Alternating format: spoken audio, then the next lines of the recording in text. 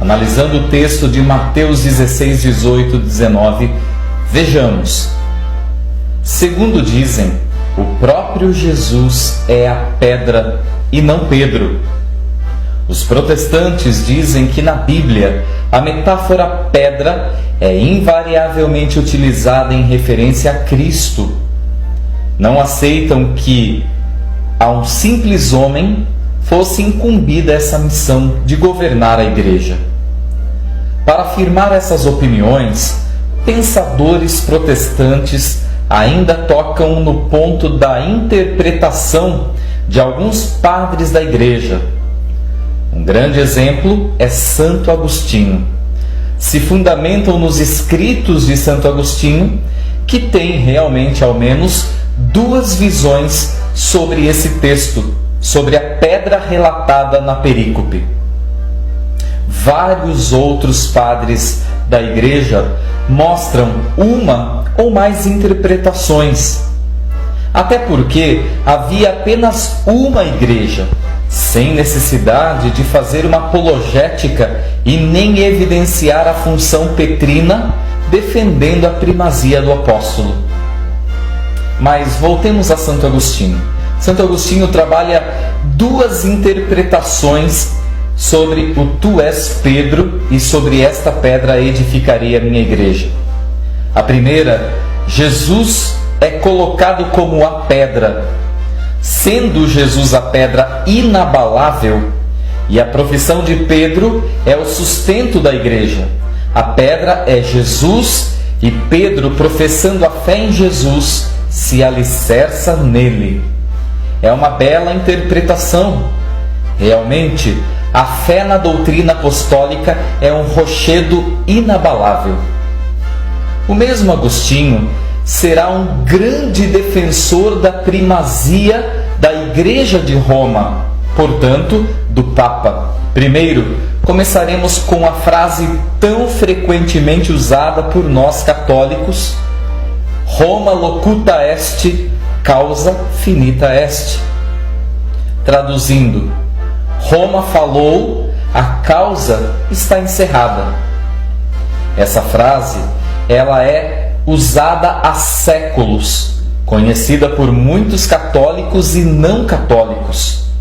Mas há protestantes que salientam que Agostinho não disse essa frase como tal. Pois bem, vejamos a verdade ipsis literi, o que realmente disse Agostinho. De fato, Santo Agostinho não usou essas palavras de forma simplista como nós a vemos, mas o seu discurso em si realmente quer dizer isso.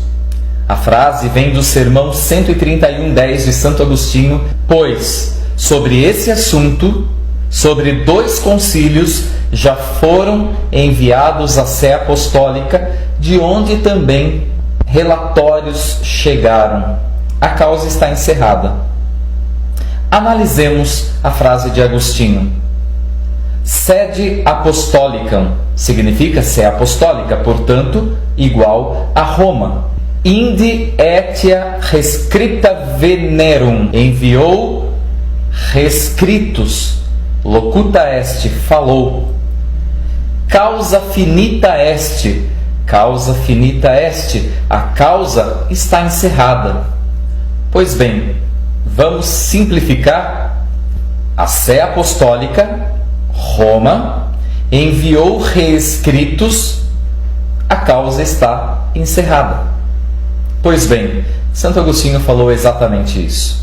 Interessantes evoluções na exegese de Mateus 16 ocorreram no mundo protestante desde o início do século XX. Muitos autores protestantes chegaram à conclusão de que Pedro é de fato a pedra que Jesus refere. Renomados teólogos protestantes como Oscar Cullmann e Hermann escreveram volumosos tratados sobre essa exegese, mostrando que a interpretação protestante clássica é cheia de deficiências. Um dos maiores erros apontados por esses autores é a hipótese protestante de que o original da Bíblia em Mateus 16:18, faz uma distinção léxica entre Pedro, Petrus e pedra, pedra. Entende-se por Petrus como uma pedra pequena, enquanto que Petra é uma grande e imovível pedra, um rochedo sólido. Conclusão: segundo a exegese protestante, Pedro não pode ser a pedra a que Jesus se refere, porque é lógico que nessa forma de interpretar, uma pequena pedra não é um grande rochedo sólido. Com as recentes descobertas da etimologia grega, entretanto, estudiosos protestantes entenderam que Petrus e Petra são verdadeiramente termos intercambiáveis. Ainda que se desejasse colocar um jogo de palavras, o autor do Evangelho estava simplesmente limitado pelo fato de que, sendo Pedro um nome masculino, deveria ser designado por outro nome grego no masculino, Petrus, enquanto que Petra é um substantivo feminino. Como já mencionei, com as evoluções na exegese do texto, alguns renomados exegetas protestantes aceitarão a Pedro como a pedra relatada por Jesus. O grego, entretanto, não foi a língua original do Evangelho de Mateus, e isso tem muita relevância, pois muitos padres da igreja, Irineu, Eusébio, Jerônimo, Epifênio e outros, indicam que o Evangelho de Mateus fora originalmente escrito em hebraico-aramaico. A versão grega de Mateus deve, portanto, ser a tradução original hebraico. Ainda, sabe-se que Jesus falava em um dialeto hebraico chamado aramaico. E isso é muito significativo, porque o aramaico não possui formas diferentes para Pedro e pedra, como possui a língua grega. Tendo sido utilizada a forma Kefa, traduzido como Cefas, como encontramos em João 1,42, onde Jesus, falando em aramaico, compara Kefa com o grego Petrus. Também é interessante notar que Simão, em aramaico, significa grão de areia. Bom, se Petrus está se referindo somente a uma pedra pequena, como dizem alguns protestantes, não haveria sentido Jesus ter trocado o seu nome de grão de areia para pedra pequenina, o que contrasta fortemente com a monumental mudança e evolução do perfil de Pedro atestado em João 1,42 e em Mateus 16,18. Mesmo que o grego não tenha sido a língua em que Mateus escrevera o seu evangelho, pode ser demonstrado que pelo uso do grego bíblico, que Petra não se refere somente a uma grande e firme rocha. Também pode se referir a outras formas, ou mesmo a pequenas rochas.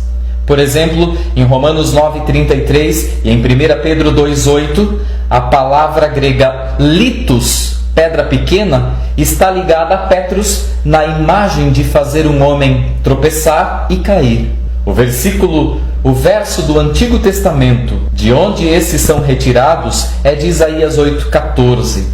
Paulo se refere ao tropeço em Romanos 9,32, e ninguém poderia tropeçar em uma grande pedra, maciça pedra, mas uma pedra pequena. Existem nuances no grego que são mais ilustrativas em identificar Pedro com a pedra que não existe no aramaico hebraico. Por exemplo, o grego para sobre esta pedra usa a forma taut, adjetivo demonstrativo de desinência dativa, com o adjetivo dativo te. Para demonstrar a força de sua qualidade demonstrativa, a palavra grega pode ser traduzida por esta mesma ou justamente esta. igualmente esta pedra.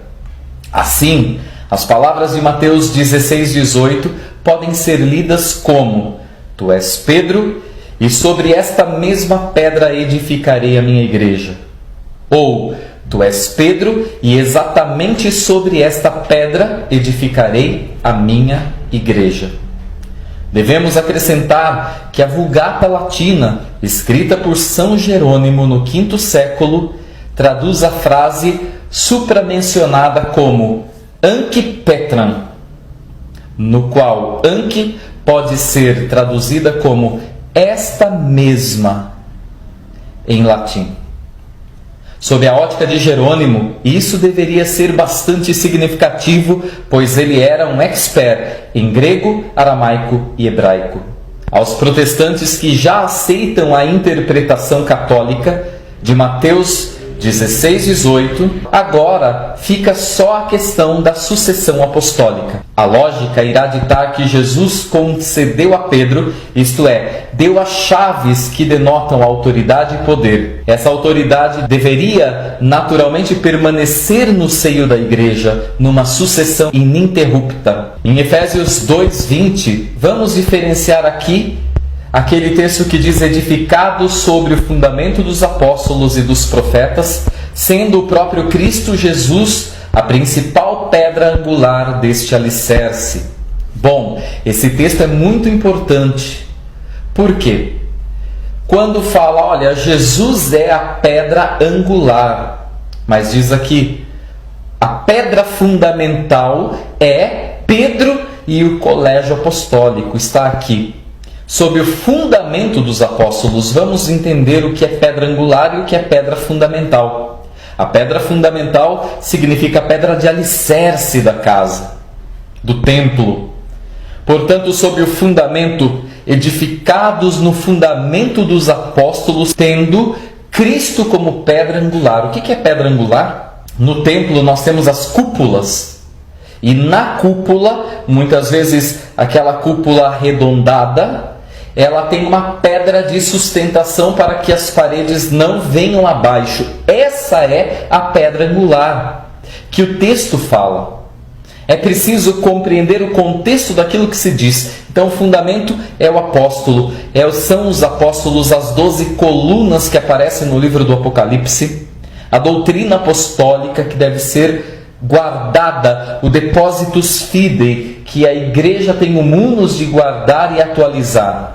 Que essa exegese possa te levar a compreender que tu és Pedro, e sobre esta pedra edificarei a minha igreja. Realmente está dizendo que a igreja é apostólica. A igreja católica é a igreja apostólica fundada em Jesus Cristo e perpetuada pela missão apostólica até a parousia do Senhor.